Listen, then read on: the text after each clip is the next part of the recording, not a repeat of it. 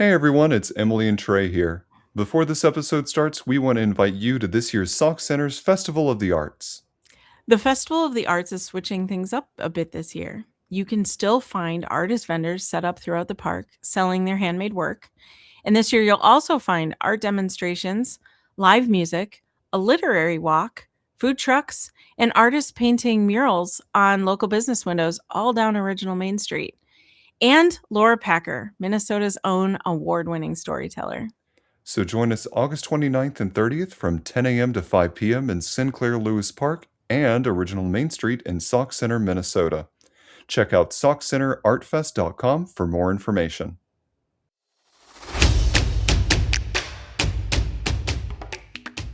Hello and welcome to the Modern Romantic, where we inspire romanticism through passionate people who do incredible things. Hi, I'm acting my way through not a midlife crisis. Hi, I'm Trey. I could not think of something on the spot. And I'm joined by my delightful co-host who is also not suffering from midlife crisis. Hi, Emily. We are early life crisisers. We are. And So whether we're midlife. midlife or not, it will never be midlife.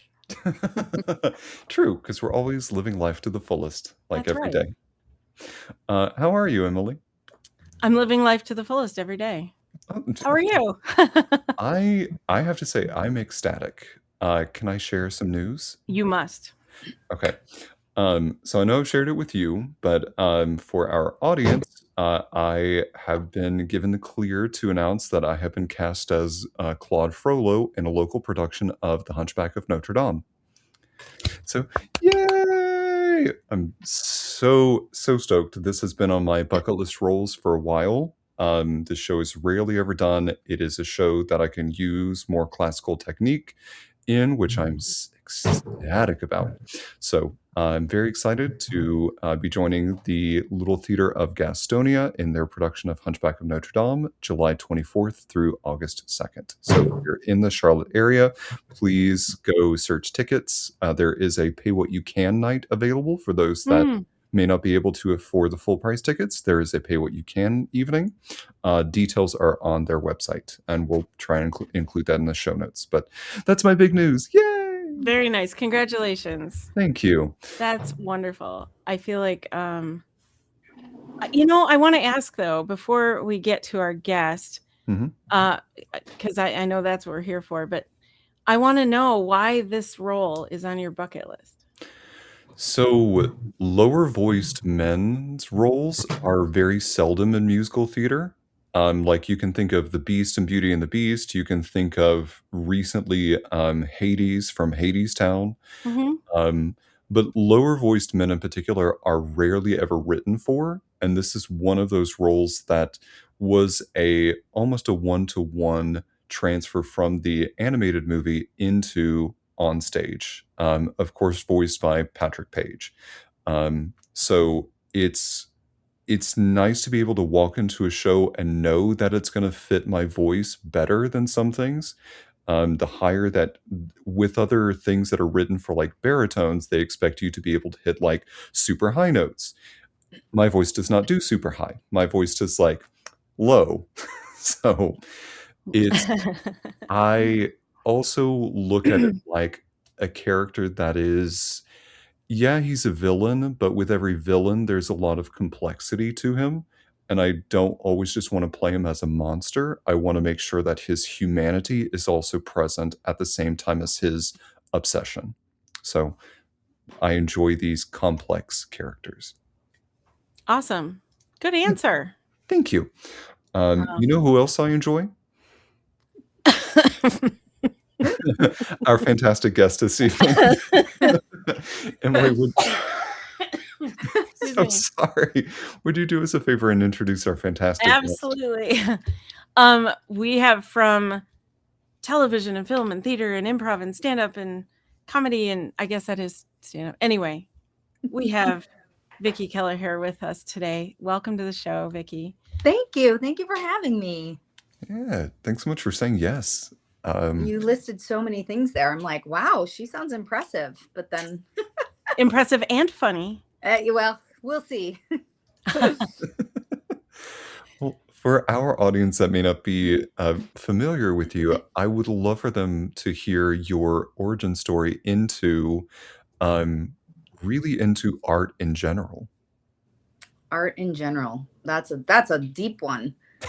Uh, We're going to start deep, I guess. it all started when I was 4. No, I always had an inkling toward, I think, as I mentioned, when I was very late to set up, that I have ADD, but it's undiagnosed ADD. So as a kid, it just showed up as somebody who couldn't stop talking. And a good place to send a kid like that is into the drama department and into the choir, which is where I kind of started. I had my first solo in 4th grade. Yes, You Light Up My Life by Debbie Boone. Because what 4th grader can't relate to the deep romantic love that is You Light Up My Life. Right? Um, Right. That's right on, isn't it? right. And by the way, in 4th grade, I think I was just under 50 pounds. I was the size of probably I want to say a 6-year-old. I was very, very, very tiny. So even better that I was like basically a toddler singing about love. And I just really, I remember getting the butterflies and being like, oh, I like this. I like this feeling of being on stage. And then I did not get cast in hardly anything in high school or junior high. In retrospect, I know it was probably because I was so tiny that, I wasn't going to be the lead in a musical, like a romantic lead, when I didn't hit 5 feet until almost 12th grade. Oh, wow. And Wow. yeah, so the one role I got was like the little girls in Annie Get Your Gun. Because they were like, yeah, we believe her as a 6-year-old. So I think that might have been part of it. But I did the drama department. I was in the drama class, and my Mr. Fretland, who's a wonderful teacher at Harding High School in St. Paul, Minnesota, suggested that I do the debate and speech. And I didn't know what that was, but it was basically reading a poem. So kind of doing a monologue. And once again, my monologue was about having a dead child. So. Wow, just heavy things in your younger ages, right? Ironically, I have had many a dead or molested child in my acting career. That seems to be a kind of casting for me. So I guess it was foreshadowing. But and I won some local, I went, to nationals or whatever, and then that was kind of the start of it. I really liked it. I loved the idea. I love figuring out how things should sound. And your co-host just went into space. He's gone. He disappeared into space. Oh, yeah, look at that. Did he go into a black hole? Yeah, probably. That's it's hard to stop him from that sometimes. So we just keep it rolling. Yeah, Okay. I don't know. See you, Yeah, Trey. I don't know how he looks on your screen, but on my screen, he's frozen kind of like this. Oh, he's not frozen at all. It's literally just space. Oh, bizarre. I'm sure he'll be back in a moment. Okay. Yeah. In fact, because it's frozen that way, I didn't even notice. Sorry, Trey. That looked so normal to me. Yeah. And then I went to college and I was going to be a writer. And then it was freezing because it's the University of Minnesota and it was very cold. And I wanted to get to the library in the warmest way possible. So I cut through the theater department and there was a sign up that said auditions. And I was like, I'll just audition with my high school debate, dead child monologue. Right. And why not? Because why not? Yeah. And I got cast in the MFA production of The Three Sisters in a very, very tiny role, but it was the beginning of the end. I was like, oh boy, I love this so much. So fate and cold weather, apparently. Yeah, it was a good fit. Yeah. That's awesome. So since we're waiting for Trey, sure. Yeah. So you at some point left Minnesota. I did. I was in my 3rd year of college, and my now husband was a stand-up comedian, and he decided to move to LA and break up with me. Oh. I know. And I said, Oh, that's so weird because I'm going to do an exchange program in LA for my last year of college. What a coincidence. So I stalked him, is what that basically is. Oh, okay. Yeah. And then I moved here for my last year of college and came to start the world out here because why not? I was madly in love with this dumbass who broke up with me. It's a story for many, though. I get it. Yeah. Yeah. You can relate. You stalked somebody? I don't know if I've stalked anyone. But the whole I ended up here because of a guy. Yeah, that's true. Yeah. It's such a trope. Ugh. It is. Yeah. Ugh. I know. Yeah. But we're coming up on our 30th wedding anniversary this summer, so I guess Hooray. it's okay. So far.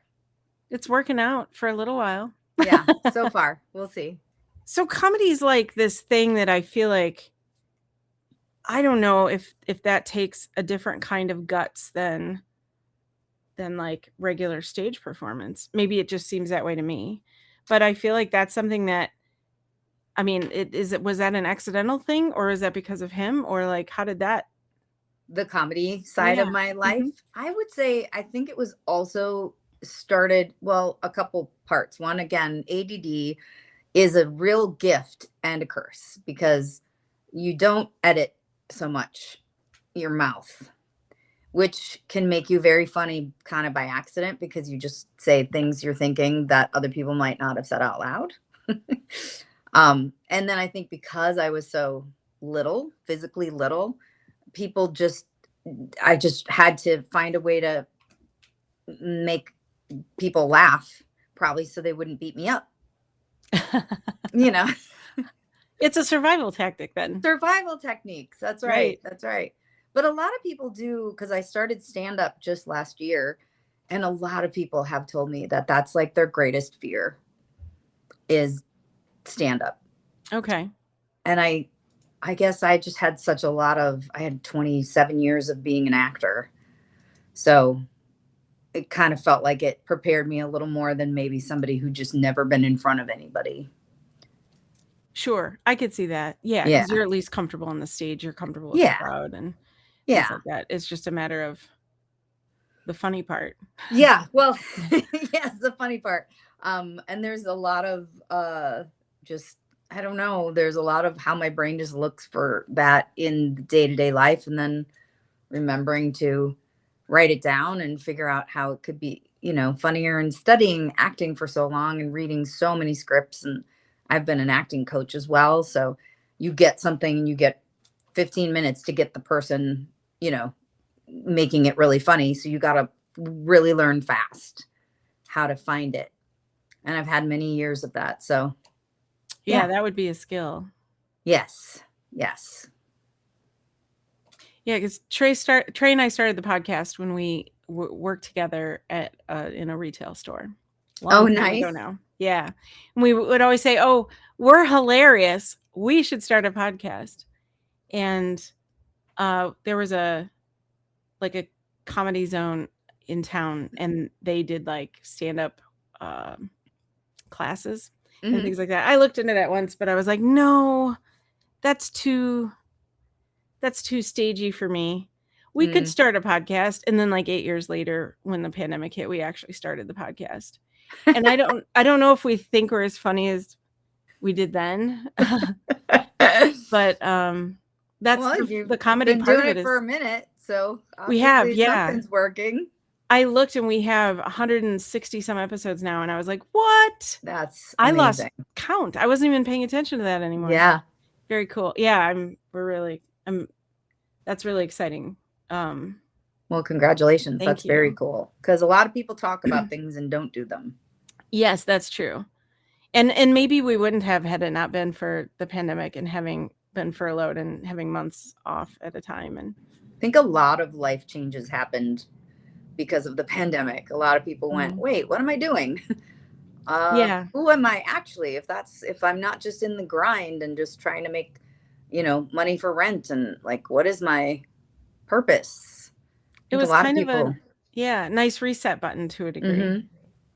Yeah. I mean, obviously the privileged certainly a privileged part of that. There were Yes. also other people who, had a much worse experience and just couldn't, feed their children and awful Yes. things like that too. Not to discount that, but just yes, the gift, if you had it, if you were given it, was a lot of free time to kind of, oh, look at that, Trey's back. I'm sorry about that. That's all right. Momentary internet outage. Oh, fun. He's back. He's back. We were I told talking him about how this is your 136th episode or something. 60 something, 160 something. Yeah. Has it been that many? Yeah, it has. Oh my God. I know. I saw it today and I was like, what? I think because I went on IMDb to look up you, Vicky, and I wanted to make sure there was something about anyway. And because my IMDb is like logs right into our page, I saw how many episodes we had that way and I was like, oh, that can't be us. That's someone else. That's awesome. Yeah. It's incredible. Thanks to Sandra for updating our IMDb for us. Because otherwise I wouldn't have known that. Yeah. I know. I never, when I go on to look for something and mine pops up and I'm like, how many? 70 credits. Yes. It doesn't, because it's time. You're just, all the things just, I think if anything in our lives, if other people had some kind of tracking system that told them how many times they had, driven their kid to school, and they would be like, what? How can it be that many, but nobody keeps track of most things. Right. Yeah. And I noticed your 70 some credits as well and was like, wow, I feel like that could be a lifetime for someone, and that could be, you're just go, living life, doing your thing, and you don't sit and put notches on your belt like that. No, I don't. No, I forget there's a belt.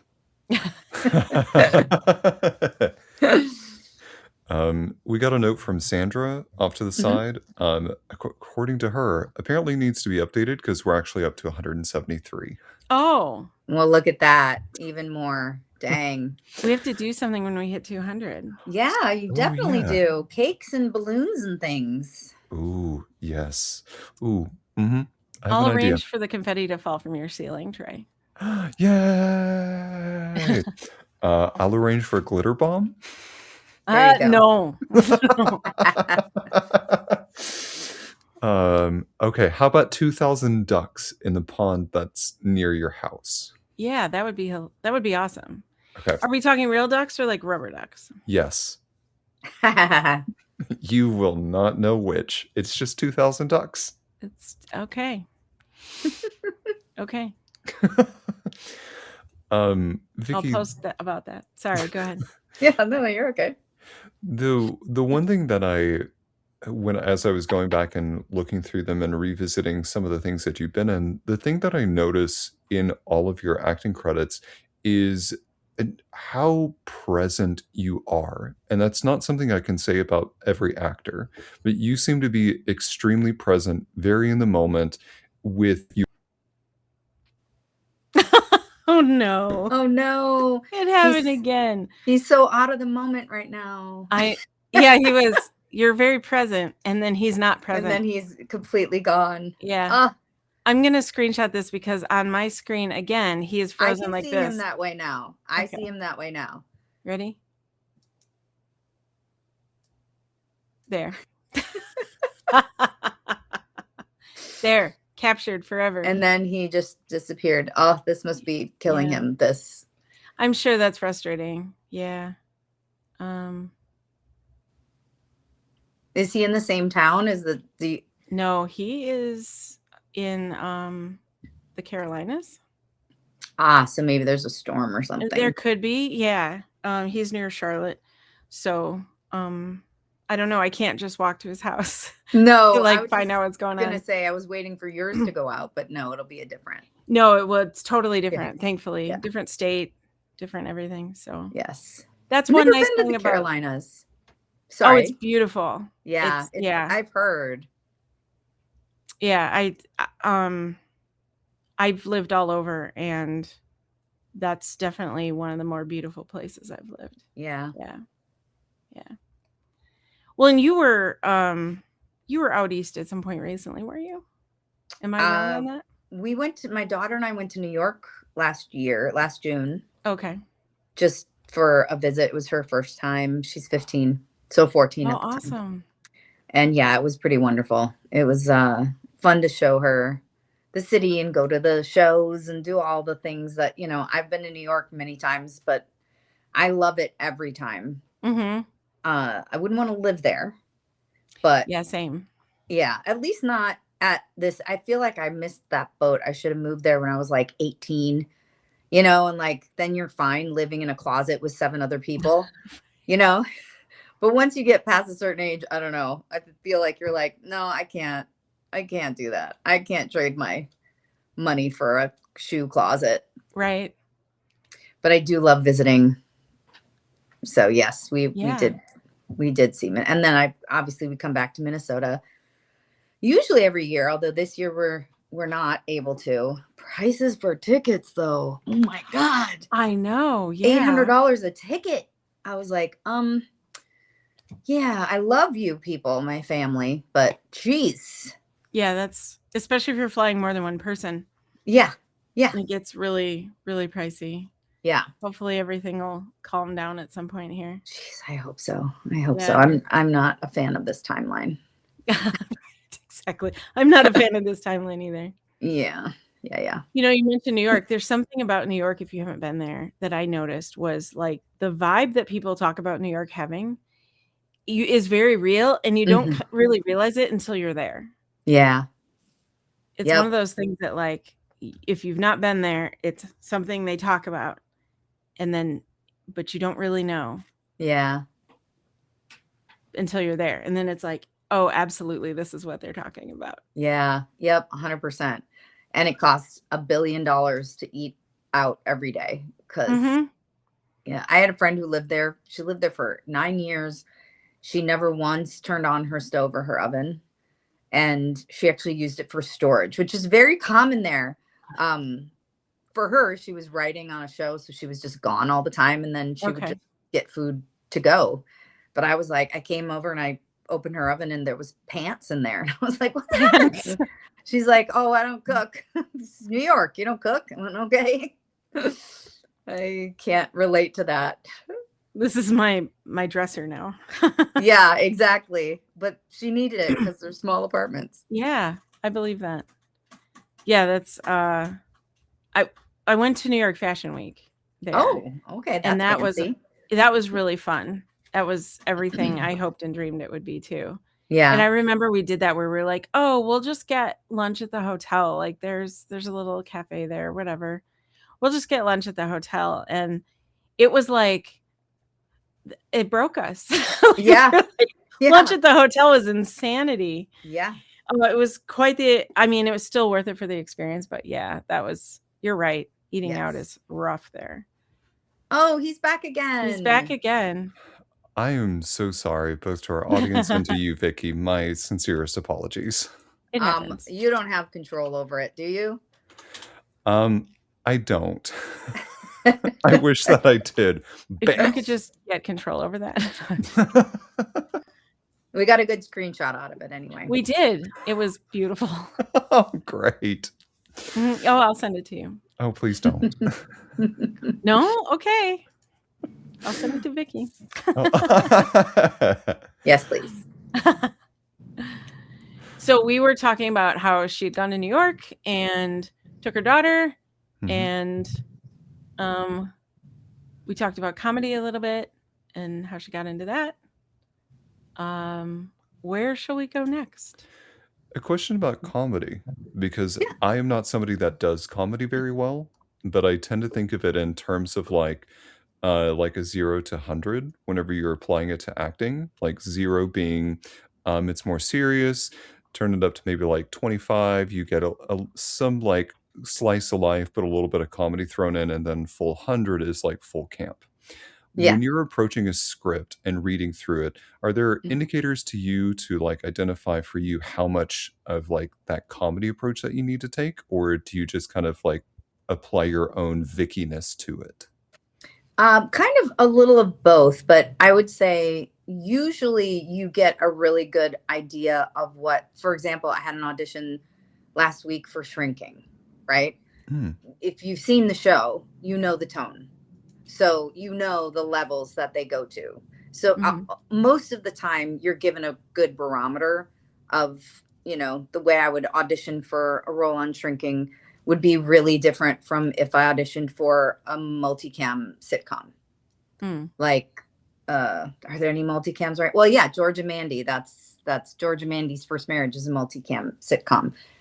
So there's a very different music and a very different levels of kind of how much you can bump up the energy. And I mean, people call it going bigger, and I don't love that because it's not, that doesn't track for me, but the stakes are much higher.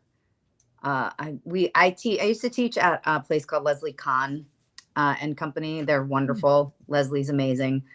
And there was a teacher there who used to say, in a sitcom, a sitcom versus like West Wing or like, very episodic.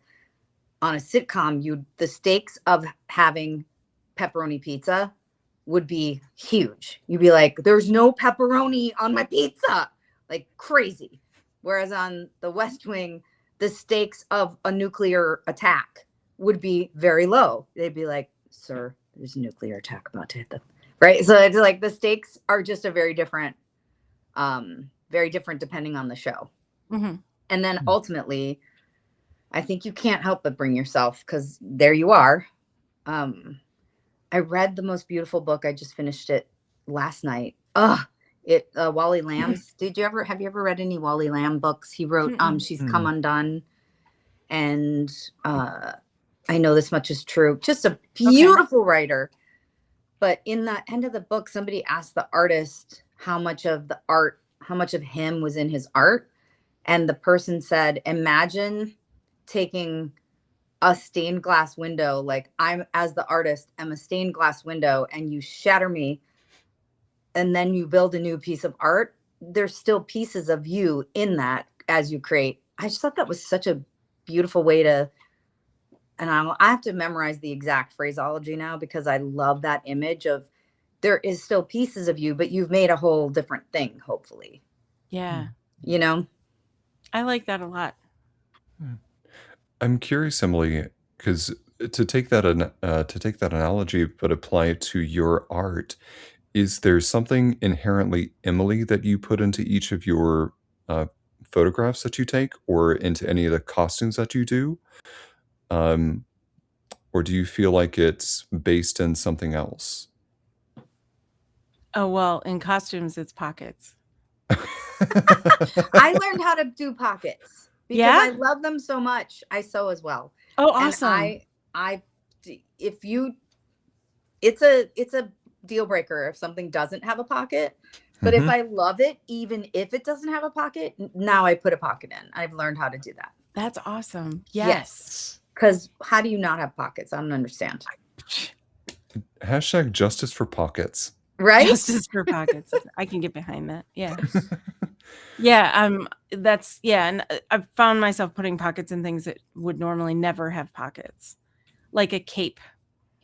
That's great. Yeah. Something that's like, or a more fitted dress. I will find a way to put pockets in that thing.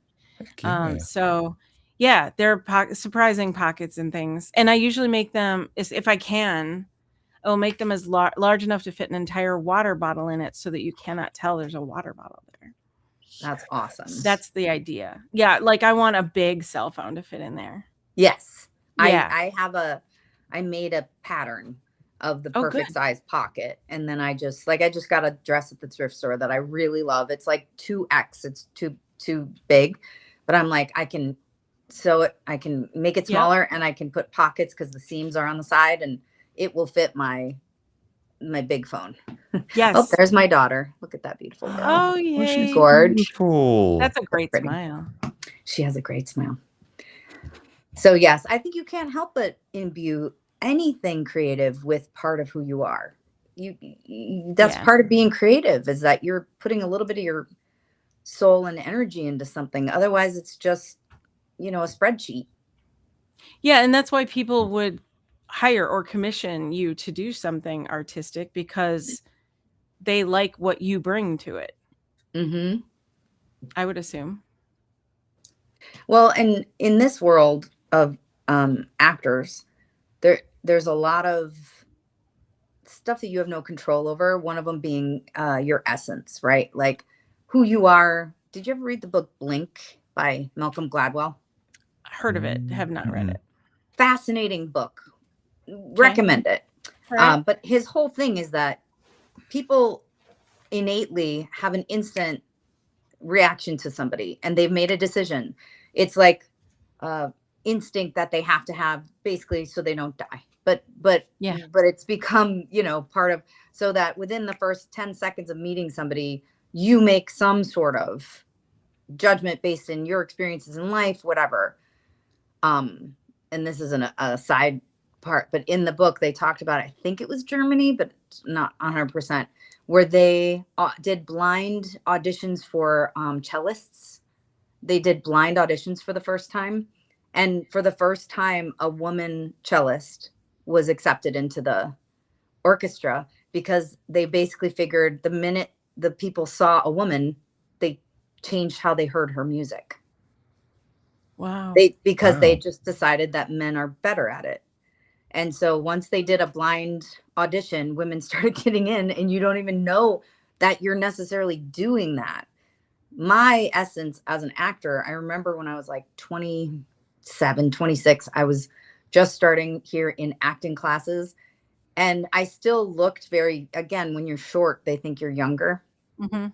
which is Mhm. like a gift. And again, when you're young, you don't want to look younger. And I remember my acting teacher at the time said, when you're in your 40s, you're really going to start working, because my essence just felt bossy and in charge, and things that weren't matching the way I looked exteriorly. And I remember at the time being like, my 40s. You may as well have told me it was 100. I was Yep. like, that's 1,000 years from now. I'm not. And he was right. Like my essence has always been the mother, the cop, the lawyer, I've always been somebody who seems like they're in charge in some way. And the roles were not, I wasn't getting them. So I think people instantly, I have a joke in my comedy where I say, I have a condition where anywhere I go, people think I work there. And it's true. I could be anywhere and people think I'm an employee there. There's something about my essence, something about how I am instinctually perceived. And as an actor, you have no control over that. That is going to be who you're perceived as. Yeah. I could, for a Mhm. million years, try to be perceived as the sweet, young, dumb blonde kind of, and nobody would buy it. I can do that. I love doing that. I love playing a dumb character, but nobody instantly sees that in me. So, and we're in the picture of, in the business of how people perceive you. So, Have you done that where you felt like that type of thing was such a stretch for you? done like a character where it's a Yeah, stretch. like a where you had to play someone dumb or somebody who is so the opposite of what you Yeah. would normally do. In theater, I've done that. And that's where you kind of get more freedom. I mean, you probably Yeah. know that, Trey. When you do theater, they give you a lot more freedom. You can play different age ranges because it's theater. You don't have to be, the actual age of your character necessarily. I wrote a scene that where I played a really ditzy slut. Not to slut shame. She was having a great time. But and I had so much fun and I loved it. It's not something I have ever been hired to do because that's not, they won't, that's just not it. Right. Mhm. Yeah. There there's a show called the 25th Annual Putnam County Spelling Bee that Love, is love, love, it's an amazing musical, love it. but all of the roles are supposed to be like 10 to 13-ish, but they're Mm-hmm. all played by adults. Yeah. And the conception is that they're in their 20s, but from the audience, they're dressed in a manner that they are perceived as like 10 to 12, Yeah. which is the beauty of the theater. But you try to translate that onto screen, and they're going to look at you like with cameras that are 5 inches Yeah. from your face, Well, like, what? we learned our lesson with dear Evan Hansen, did we not? Oh, a Dear Evan 30. Hansen, who looked 37 and was supposed to be, an 18. I love Ben Platt. I got to see Ben Platt on Broadway in that show. Yeah. Amazing. He's not 17. And why would you put No. him in that wig? Ugh. It was just painful. It doesn't translate. It was rough. I Yeah. love you. I love you, Ben Platt. I really do. But Love. that was rough. Yeah. Yeah, it's funny how the world perceives that as we instead of being a some kind of noble stretch of a character, it is too much for an audience to really, When it's on film, you mean? or just the age difference when you're Yeah. pushing it that far. On film, they won't accept it. In Yeah. theater, all bets are off. You can do anything. You can play any age. But yes, we have different expectations. They're not going to have a bunch of 12 and 13-year-olds do Putnam County Spelling Bee 8 shows a week and be, they couldn't probably afford it. But also, it's just not, we go to the theater, we suspend it. But when you go into film or TV, there's no suspension allowed. Yeah, you want to believe that's real. Yeah. Mm-hmm. Yep.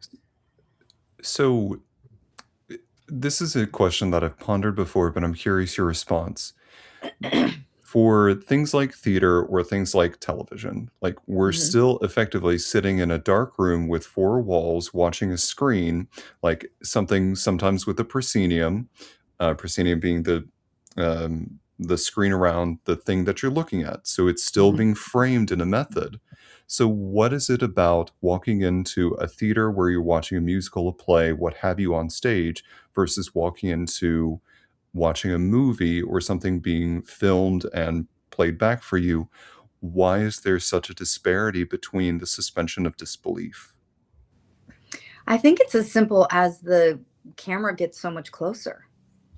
And because you're not going to have a film that's all wide shots. That's why we don't like to watch theater that's been filmed. Because usually it's just a wide shot of the stage.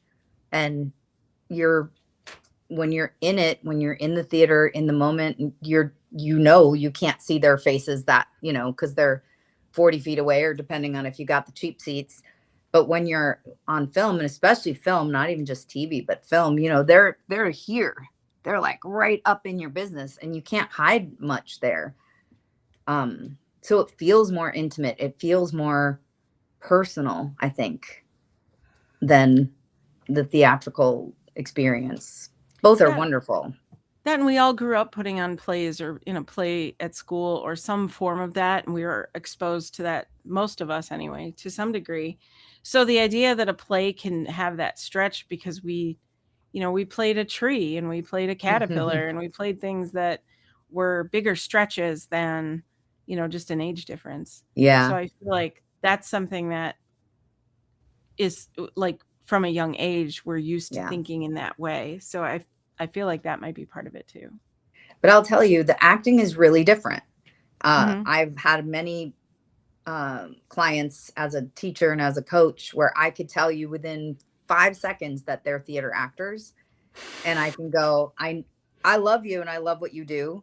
That will not translate the way that you're doing it, will not translate in film and television. You really have to bring it much more internal for us to believe you. Otherwise, it just feels like you're pushing at us and you're making us we feel distance because you're putting too much theatricality into it. But that being said, I went to the University of Minnesota. I have a theater degree. I was on stage and one of the teachers basically said, "You do so well in film." Ow. And I was like, ow. But he wasn't wrong, because I've never, especially at that point, I'm very, everything I do feels a little more internal and a little more kind of like, I think before you were talking about being present and connected.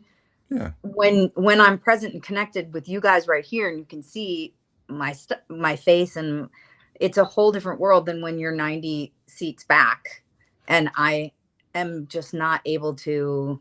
I personally have never really been able to be the person who can project that emotion to the back of the theater. With comedy I can, because you can just be broader and have the stakes be higher, but somehow with theatrical stuff, with like drama, I don't know how Laurie Metcalf does it. She's a goddamn American treasure. Yes, she I would is. pay so much money to go see her in she's in on Broadway right now. Oh, is she? Yeah, what play is she? Oh God, all I know is Meryl Streep said she just saw her do this play. It's not Proof. Yeah, I'm fine. looking it up. Is it Death of a Salesman? Death of a Salesman. That's right. Okay. She's doing Death of a Salesman, and Meryl Streep did an interview for Devil Wears Prada too, and she was like, I don't know how Laurie Metcalf does it. She's a miracle to watch. I would pay so much money to go see her in that right now, because she does She's all of it.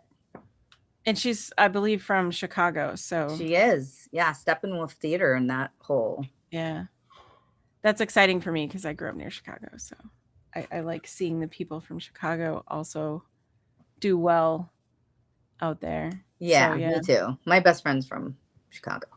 Yeah. sigh of the person not from the Midwest. I'm sorry. It's okay.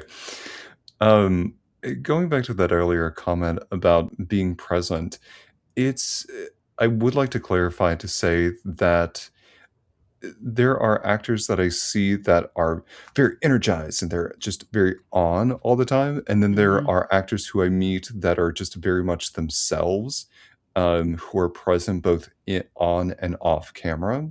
Yeah. And that's the sensation that I get from the roles that you've been in. Like when I watched Ghosted, when I saw you in NCIS, when I saw that random episode of Bones that you were in.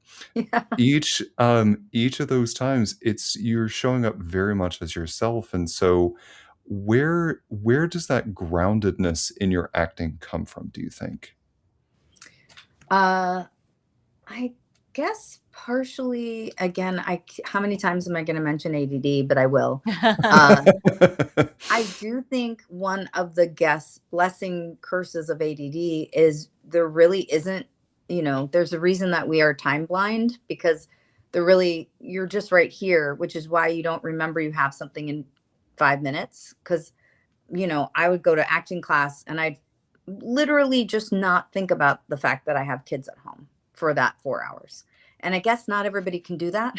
I guess people are like, their brains are sitting there in the future or the past, or they're just back and forth with, and I don't know, I can't do it. Once I'm here, I'm in. Yeah. And I'm present. And when I'm acting, I certainly feel that way, especially because, you do these shows, you get I just did an episode of General Hospital, which is also just fascinating, a whole new world. Yeah. I was there and that's not actually even the greatest example. I will say before that, you go to a set, you are there for 12 hours, you get to act for maybe 15 minutes. If you're lucky, if it's a good scene and that's just, it's not, everything is about the business around it. So you're acting, you get so little time that for me, it's very easy to just be like, yay, we're acting now. I think it's Laurence Olivier who said, they pay me to wait, I act for free. And that's how I feel. They pay me to wait, and you will. Yeah. You wait and you wait and you wait. And then when you finally get to act, it's so nice to just be like right there in it, experiencing presence. And so I think it's probably a combination of those things, maybe. That's a great answer. Thank you. Yeah, definitely more waiting in film than theater. Oh my goodness. Theater's not even close. You do all your No, rehearsals and stuff. Yeah, it's so much waiting. So it much is. sitting around and eating craft services. How everybody isn't 1,000 pounds, I'll never understand. Because so much food. It Oh, go ahead, Trey. No, you're good. Go ahead. What's something about acting or comedy or anything that you do creatively that makes you go, yes, this is why I do what I do? I feel like I was put on the planet to be a connector. Okay. I've had a couple friends mention this to me, and it was the greatest compliment ever. They were like, "You connect people."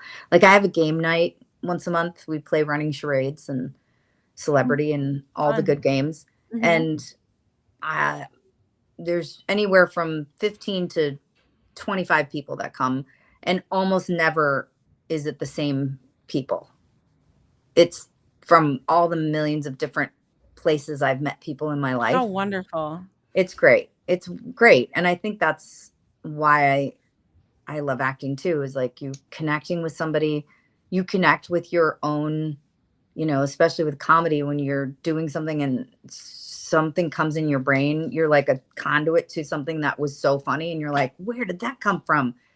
I think that's what brings me joy is the connection and the freedom of my right brain being wide open and going, let's see what happens, Right. you know? I love that too. We have a question from our last guest. We do Oh, this thing okay. on the show where we ask our guest to ask a question of our future guest, and then Great. we're kind of paying it forward. So last week we had a chat with Isaac Pryor, who is an artist. He does a lot of line drawing kind of art with textures and things like that. He asked the question, and we told him who you were, so he knew who he was asking. Oh, okay. Okay. So it's not blind. I see. It does help a little bit. Yes. So the question from him to you is just why. He wants to know why you got into acting and things like that, because to him, that is something so beyond him. Interesting. Geez, I would have asked him the same question. Why? Because Right.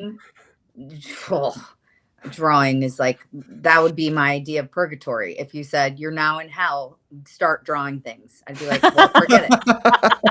Okay, that's me in hell. Stick figures Wonderful. galore.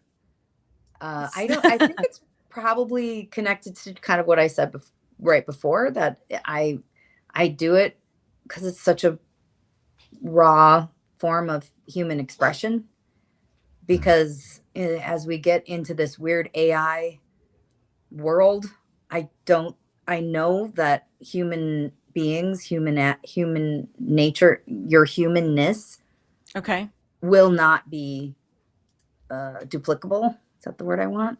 I don't think I feel like we always know when it's an AI person, because there's just so much innate humanity that can't be replicated. So I think even if they start replacing TV actors with fake AI things, they'll never be able to do that with theater. No. They'll never be able to put a robot in to do Death of a Salesman.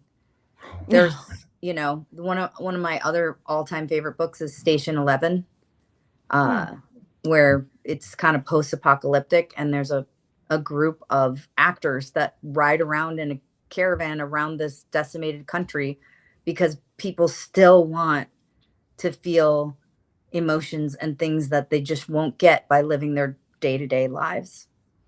And I feel like I'm a kind of conduit to that. So it's a big part of why, and making people laugh is, one of my favorite things to do. And I believe that even though it is entertainment, it is important. Mm-hmm.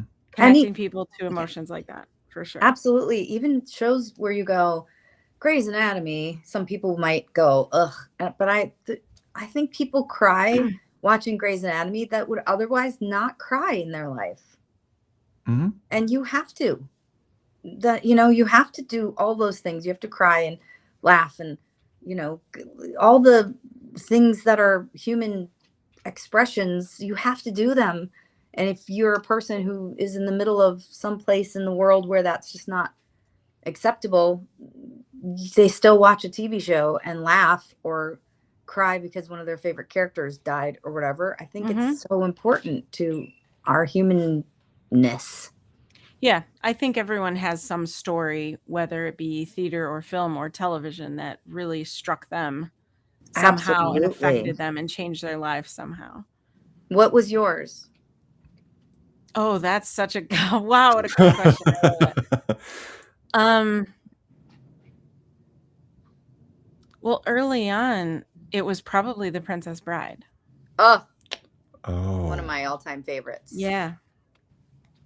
Great Yeah, I movie. saw that. I'm old enough to have seen that in the theater. I did too. Yeah. And it changed everything. Yeah. Yep. Dang. I was also young enough that I did not realize right away that the six-fingered, or not the six-fingered, that the Dread Pirate Roberts was actually Wesley. Spoiler alert for anyone who hasn't seen. First of all, if you have watched this show and you have not seen The Princess Bride yet, go watch it. Like, Go after the watch show it. is done, Oh my that is your gosh. next step, is to go watch that. One And don't of the come back all-time here until you favorites. have. And actually, you don't have to go too far because we did do a live script reading of The Princess Bride. So I do highly recommend it. It is different than the movie, but we still did a good job. Only That's because awesome. it's us. Yeah. I love that movie. And I agree.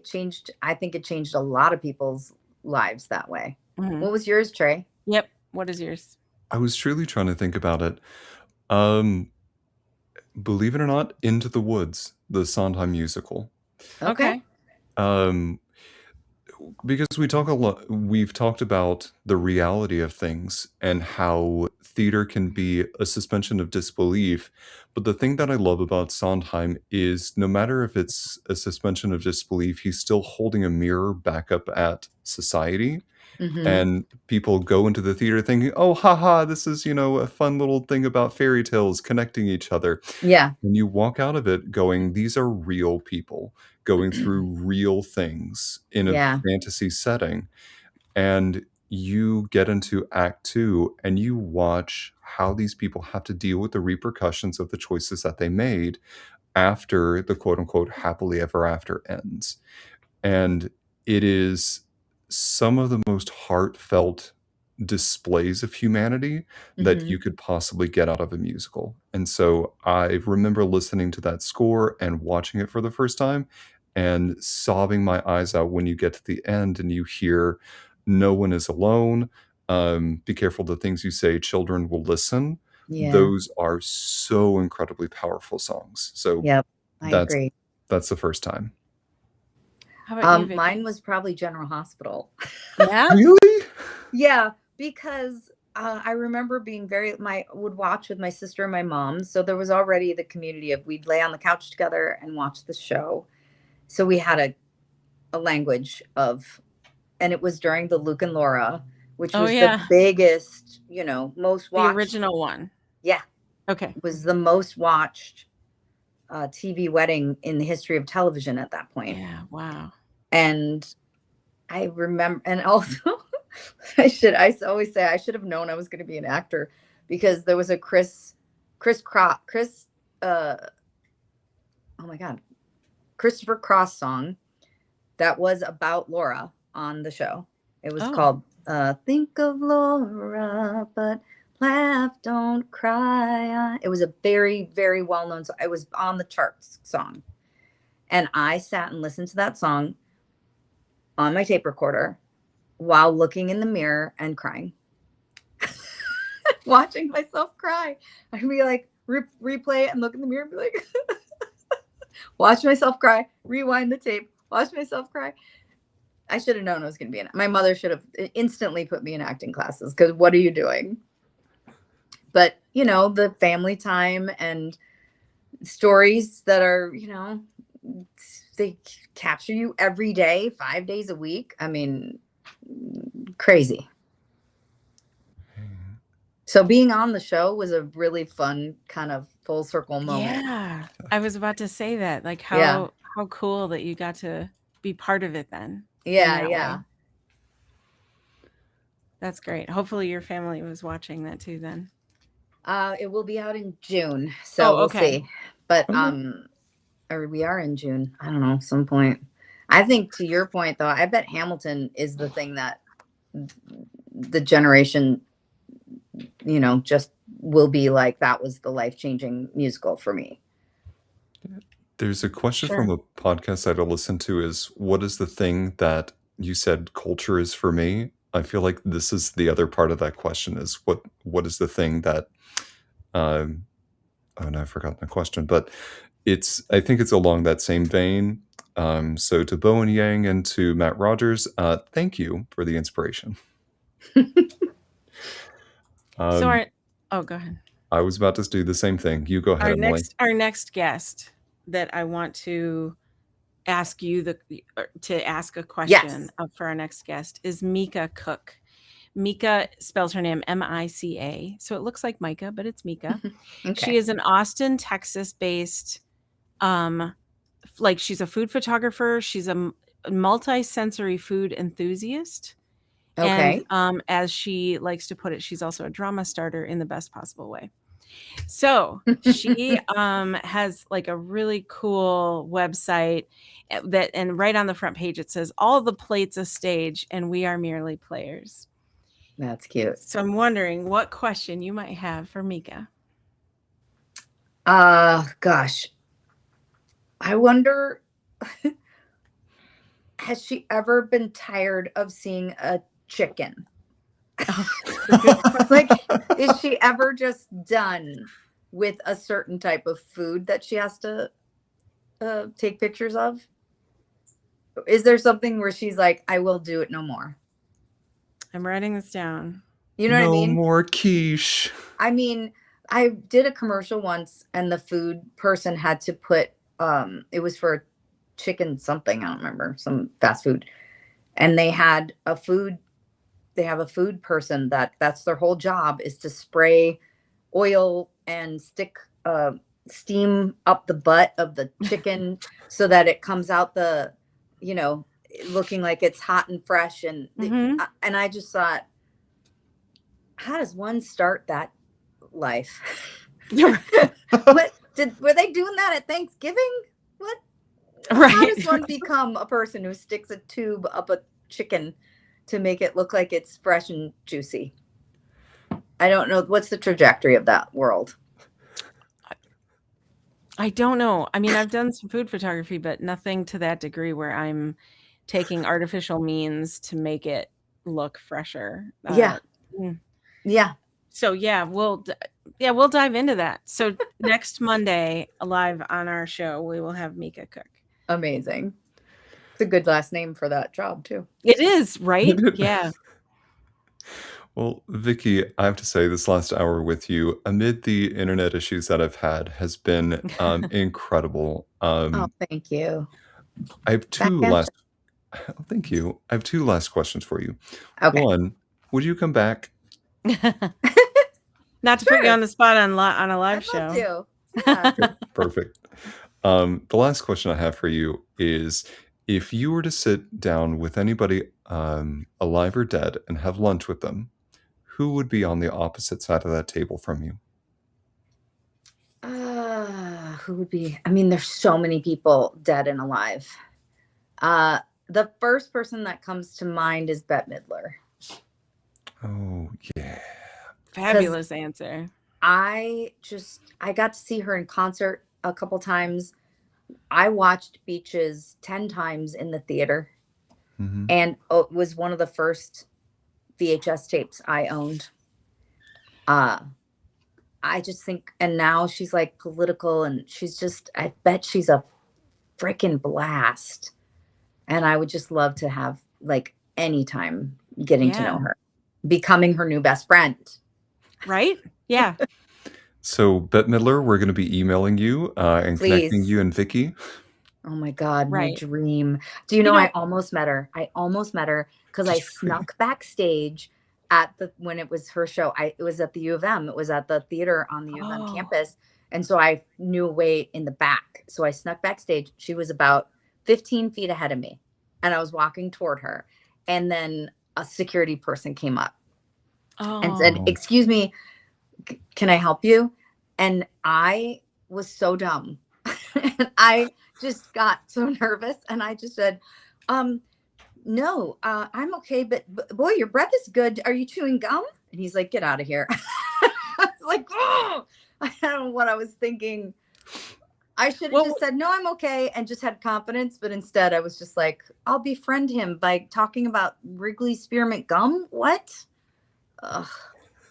I almost met my icon, and I messed it up by being a dumbass. it may not be the last time, though. I hope not. Ugh. You know, Trey, Manifesting. we used to call people all the time on this show. Mm-hmm. We used to just be like, hold on, we'll get back on the phone right now. Hold on. We 1 second. can't do that. Oh, he's- Hi, sorry. Kamala Harris? Yeah, I need a favor. a long time ago, that's who we would go, that was our go-to. Kamala. Yeah, Mhm. we just God if we bless. just call her up. She doesn't know this. We got a lot of voicemail. That's funny. She would have gotten a lot really annoyed by the reasons we were calling her too. Yeah, Be yeah, like, will you yeah. please leave me alone? I'm trying to work. That's funny. Well, Vicky, fabulous answer. As soon as we have Bet on the show, we will make sure to connect you to. Yeah. Yes, please. We'll be like, oh, here, we just need to bring Vicky on the show too quick, right at the Ugh. same time. I also missed Taylor Swift would have been my second answer, and I also missed meeting her on a phone call because my friend knew that I'm a Swiftie, and I went to the Eras tour, and I'm obsessed. Mhm. My friend was working a party at this fancy hotel, and she was there, and he said, he's the bartender, and he goes, "Hey, my friend Vicky's a huge fan. Would you say hi to her?" And she went, "Sure." And he called me, and I didn't answer. No, I didn't answer. And I Let this saw be that a it was him, but I had lesson. COVID, and I was like, ugh, I can't talk. Let this be a lesson that you should pick up the phone for your friends. Always pick up the phone. It might be Taylor Swift. Can you imagine? Oh, You're like, what would you have even said? Do you I know? mean, seriously, I probably would have been like, and then vomited. It would have been very ugly for everybody involved. But so maybe I saved myself. I feel like she, of all the people out there, would have been like, yeah, this is, of course you're doing this. Like she's so real. Yes. Like, she would have been like, yeah, I would vomit too. Yeah. Yeah. Of course. This is normal. This is Oh, what people do. gosh. Well, Vicky, I want to make sure to plug some things that you're doing. You are on Instagram at Victoria Kelleher. You also have a Kelleher, yep. website. Kelleher. Kelleher. Sorry. You also have your website, victoriakelleher.com. Are there And I'm any on other? TikTok. I'm on TikTok, a quickie with Vicky. Oh, how did Ooh. I not pick up on this? Well, we're going to follow you. And I've just started a challenge with myself to post for the next 100 days every day on these platforms. So you might be sick of me, but I'll be there. Yes. Okay. That's cool. I'm definitely pulling that up and following you right now. Awesome. That's great. Yes, go follow, support, and Bet, if you're listening, get in touch with us so we can put you in connection with Vicky. Dream. Or Taylor. Or Taylor. Or Taylor. Oh my God. Thank you guys. It was really a pleasure talking with you both. Thank you. We had Likewise. a lot of fun. Yeah. For the little bit Trey was able to join us. Yeah, I know. Again, I'm sorry to our audience and to you, Vicky. But I will do my best to talk to my internet service provider and have some delightfully choice words. There you go. I'm trying to co-host a podcast. As we close out this episode, I do want to thank our audience for tuning in wherever you are tuning in from and however you are taking this episode or listening to this episode, I should say. You can find past episodes on our website at themodrom.com or wherever you happen to get your podcasts from. We do have some behind-the-scenes content available on our Patreon. Search for The Modrom on Patreon. Thank you so much for tuning in. Have a wonderful evening, and we look forward to seeing you at the next episode. Bye, everybody.